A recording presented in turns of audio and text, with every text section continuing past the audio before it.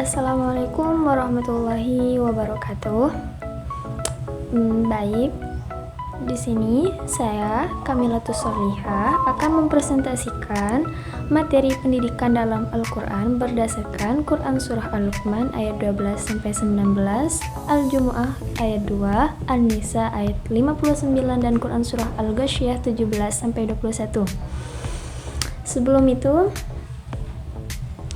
puji syukur kita panjatkan kehadirat Allah SWT yang mana telah memberi rahmat dan karunia-Nya sehingga kita bisa bertatap muka walaupun menggunakan video. Oke.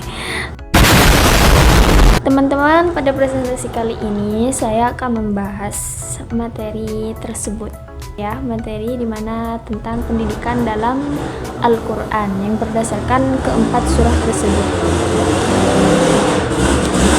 Nah, Al-Quran merupakan pedoman hidup umat Islam yang tidak hanya mengatur hubungan manusia dengan Allah, tetapi juga memberikan konsep pendidikan yang bertujuan membentuk manusia yang beriman, berilmu, berakhlak mulia, dan bertanggung jawab.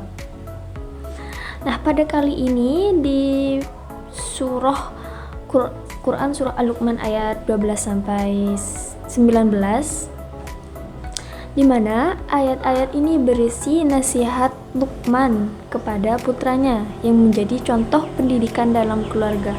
Nah, yang pertama yang di sini ada pendidikan akidah, di mana Luqman ini mengajarkan agar tidak menyekutukan Allah karena syirik merupakan dosa terbesar, teman-teman. Hal ini kan menunjukkan bahwa pendidikan keimanan harus menjadi dasar utama dalam mendidik anak, kan? Nah, dan kedua ada pendidikan akhlak, di mana Luqman mengajarkan pentingnya berbakti kepada kedua orang tua, berbicara sopan, tidak sombong, bersikap rendah hati, serta menjaga perilaku dalam kehidupan sehari-hari. Juga ada nomor 3 itu pendidikan di mana pendidikan ini mengajarkan kebaikan, amar ma'ruf yang mencegah kemungkaran, nahi mungkar, dan bersabar ketika menghadapi ujian. Dan yang keempat ada pendidikan karakter. Nah, ayat ini juga menanamkan nilai tanggung jawab loh, di mana ada kesabaran, kedisiplinan, dan pengendalian diri sebagai bekal kehidupan. Nah, ada juga materi pendidikan dalam Quran Surah Al-Jumu'ah yang tadi ya, ayat 2, di mana dalam ayat ini dijelaskan tugas Rasulullah sebagai pendidik umat. Sesuai dengan materi, Allah mengutus Nabi Muhammad SAW untuk yang pertama membacakan ayat-ayat Allah, menyucikan jiwa manusia, mengajarkan Al-Quran, mengajarkan hikmah dan sunnah. Oke teman-teman, dari ayat ini kita dapat dipahami bahwa pendidikan Islam tidak hanya menekankan penguasaan ilmu pengetahuan, tetapi juga pembinaan akhlak dan penyucian jiwa sehingga peserta didik memiliki keseimbangan ya antara intelektual, spiritual, dan moral. Begitu teman-teman. Dan juga ada materi yang dalam Quran Surah An-Nisa ayat 59. Nah, di sini ayat ini memerintahkan umat Islam agar menaati Allah, Rasul, dan ulil amri atau pemimpin. Nah, apabila terjadi perselisihan, penyelesaiannya harus dikembalikan kepada Al-Quran dan Sunnah, di mana nilai pendidikan yang terkandung dalam ayat ini antara lain adalah pendidikan ketaatan kepada Allah dan Rasul, pendidikan kedisiplinan dan tanggung jawab, pendidikan kepemimpinan, pendidikan berpikir kritis, dengan menjadikan Al-Quran dan Sunnah sebagai sumber utama dalam menyelesaikan masalah. Dan pada materi yang terakhir yaitu Quran Surah Al-Ghasyiyah ayat 17-21. Oke teman-teman, pada ayat ini Allah mengajak manusia memperhatikan unta, langit, gunung, dan bumi. Hal ini menunjukkan bahwa Islam mendorong manusia untuk mengamati, meneliti, dan berpikir tentang ciptaan Allah. Dan nilai pendidikan yang dapat diambil yaitu pendidikan sains melalui pengamatan alam. Sebagaimana kita juga kan anak saintis ya, dan juga ada pendidikan berpikir kritis dan reflektif. Nah, di sini tuh juga menunjukkan rasa syukur kepada Allah, dan metode pendidikan yang dilakukan dengan memberi peringatan dan nasihat, bukan dengan paksaan ya. Dengan nasihat agar apa yang kita dapat itu dapat terserap.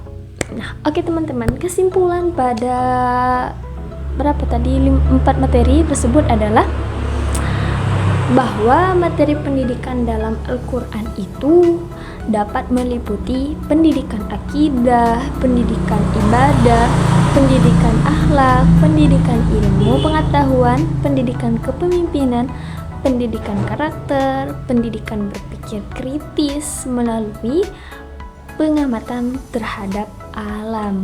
Nah, dengan demikian Al-Quran memberikan konsep pendidikan yang menyeluruh untuk membentuk manusia beriman, berilmu, berakhlak mulia, dan mampu menjalankan perannya sebagai khalifah di bumi.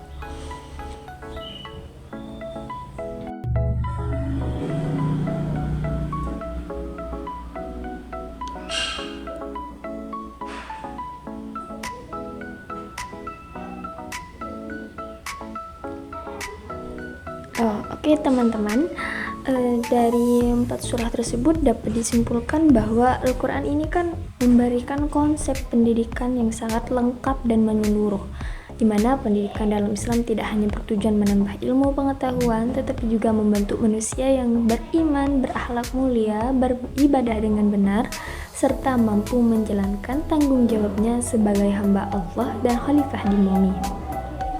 Pertama tadi dari Quran Surah Al-Luqman ya, ayat 12-19 yang mengajarkan bahwa pendidikan harus dimulai dari keluarga.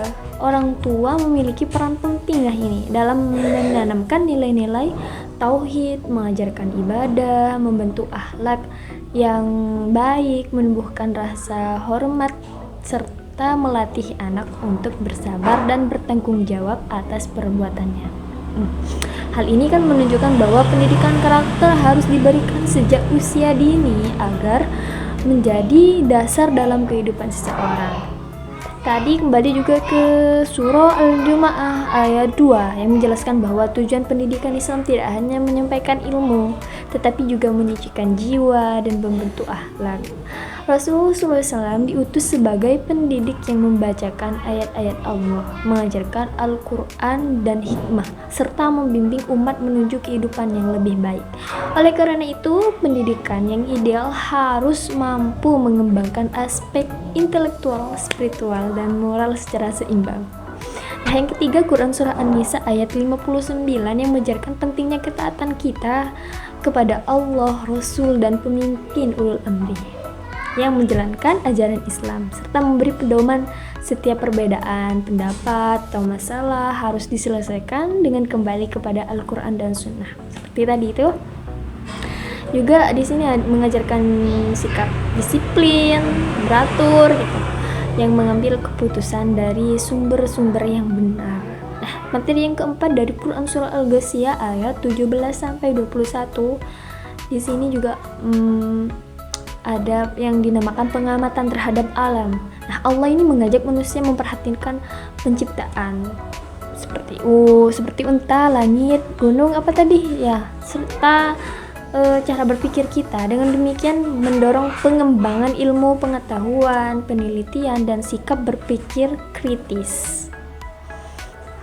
Nah, dari keempat surah tersebut kan dapat dipahami bahwa pendidikan dalam Al-Quran merupakan pendidikan yang holistik. Nah, ini teman-teman, yaitu mencakup pendidikan akidah, ibadah, akhlak, ilmu pengetahuan, kepemimpinan, serta pembentukan karakter. Dari semua aspek tersebut saling melengkapi dan membentuk manusia yang beriman, berilmu, berakhlak mulia, tanggung jawab, dan mampu memberikan manfaat bagi masyarakat.